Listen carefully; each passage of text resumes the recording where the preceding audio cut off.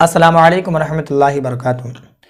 आज मैं आप लोगों को 3 चीज़ों के बारे में बताने वाला हूँ जिनकी वजह से गरीबी आती है, गुर्बत आपका पीछा नहीं छोड़ती है और उसका जिक्र हदीस मुबारका में भी है। लोग बेशुमार मेहनतें करते हैं, दिन दिन भर मजदूरी करते हैं, लेकिन इसके बावजूद भी आप देखें तो कमाई में बरकत नहीं।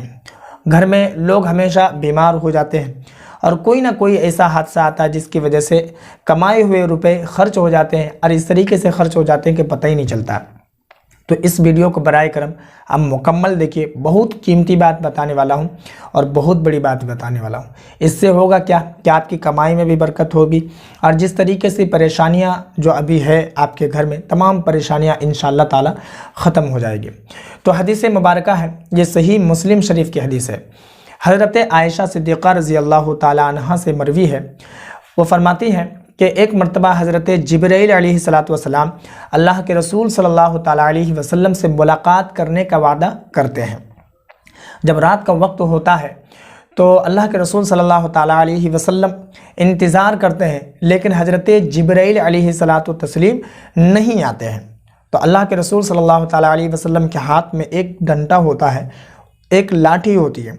उस लाठी को ज़मीन पर रखते हैं और फरमाते हैं कि ए आयशा, अभी तक हज़रत जिब्राईल क्यों नहीं आए? बेशक अल्लाह और उसके फ़रिश्ते कभी भी वादा खिलाफ़ी नहीं करते हैं, यानी कि जब वो वादा कर लेते हैं तो उसके ख़िलाफ़ काम नहीं करते हैं, उस वादा को वो ज़रूर पूरा करते हैं। ये अभी सोच ही रहे थे कि उनकी निगाह वहाँ गई कि जहाँ पर एक कुत्ता पड़ा था, यानी कि हुजूर अलैहिस्सलातु तस्लीम के चारपाई के नीचे एक कुत्ता बैठा हुआ था। तो अल्लाह के रसूल सल्लल्लाहु ताला अलैहि वसल्लम हज़रत आयशा से फरमाते हैं कि आयशा, ये कुत्ता किस वक्त आया और कहाँ से आया? तो हज़रत आयशा फरमाती है कि या रसूल अल्लाह, कसम है उस रब की जिसके दस्ते कुदरत में मेरी जान है, मुझे नहीं मालूम कि यह कुत्ता कहाँ से आया।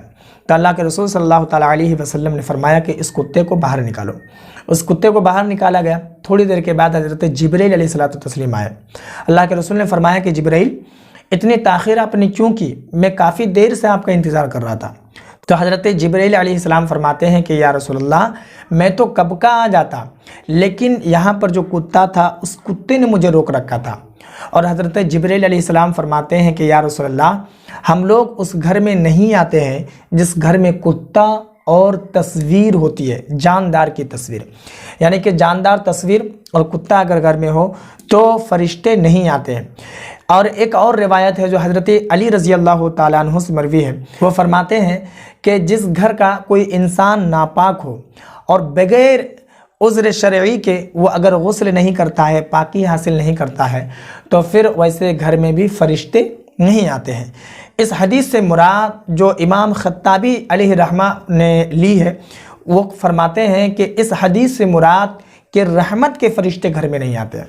अगर ये 3 चीज़ें किसी के घर में हो, जैसा कि कुत्ता और जानदार की तस्वीर और कोई नापाक इंसान, अगर बग़ैर उज़्र शरई के अगर वो गुस्ल नहीं करता, यूं ही घूमता रहता है घर में, तो फिर वैसे घर में फरिश्ते नहीं आते हैं। अब जाहिर सी बात है, आप जितना भी इनकम करें, जितनी भी मेहनत और मजदूरी करें, अगर आपके घर में ये 3 चीज़ें हैं तो फिर कभी रहमत के फरिश्ते नहीं आएंगे। फिर वही मामला होगा, पैसे आएंगे और चले जाएंगे, कोई बरकत नहीं होगी, रिज़्क़ में कोई इजाफा नहीं होगा, घर में आपसी तनाव होंगे, लड़ाई झगड़े, ये वो सारी चीज़ें हो जाएंगी, हत्तल इम्कान तबाह बर्बाद हो जाएंगे। तो ये हदीस मुबारका जो सही मुस्लिम शरीफ की हदीस थी जो मैंने आपको बताया।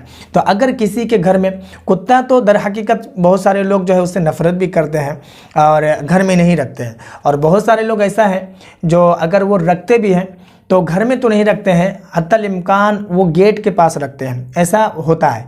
लेकिन घर में अगर कोई ऐसा इंसान होता है कि अगर वो घर में रखता है तो बराए करम घर में ना रखें। इसके अलावा जानदार की तस्वीरें बहुत सारे लोग रखते हैं, जैसा कि उनके कोई दोस्त अहबाब हो या उनकी फैमिली मेम्बर में कोई भी माँ बाप भाई बहन यादगार के तौर पर या शादी ब्याह की फ़ोटो वगैरह लगा के रखते हैं। तो अगर ऐसी कोई तस्वीर होती है, ऐसा कोई इमेज होता है, ऐसा कोई फ़ोटो होता है, तो फिर आप उसे छुपा कर रख दें। और मैं तो ये कहता हूँ कि उसे फाड़ कर फेंक दें, क्योंकि फ़ोटो के बारे में जो है अगर कोई शख्स किसी की तस्वीर लेता है, तस्वीर बनाता है, तो क़यामत के दिन उसके ऊपर रूह डालने के हुक्म होगा, और अगर वो उस पर रूह नहीं डाल पाएगा तो फिर उसकी सज़ा उसको होगी। तो फिर उस तस्वीर को फाड़ कर फेंक दें, यही बेहतर है। इसके अलावा अगर किसी वजह से कोई नापाक हो जाता है घर में, तो आप उसे बताएं कि फ़ौरन गुस्ल कर ले, यानी कि पाकी हासिल कर लें, ताकि जो रहमत के फरिश्ते हैं वो आपके घर आएँ और आपके रिज़्क़ में बरकत हो, आपकी कमाई में बरकत हो। मैं उम्मीद करता हूँ कि मेरी बात आपको समझ में आ गई होगी। इस वीडियो को जितना हो सके लोगों में ज़रूर शेयर कर दें। बाकी अगर आपके मन में कोई और सवाल हो तो आप कमेंट पर ज़रूर बताएं।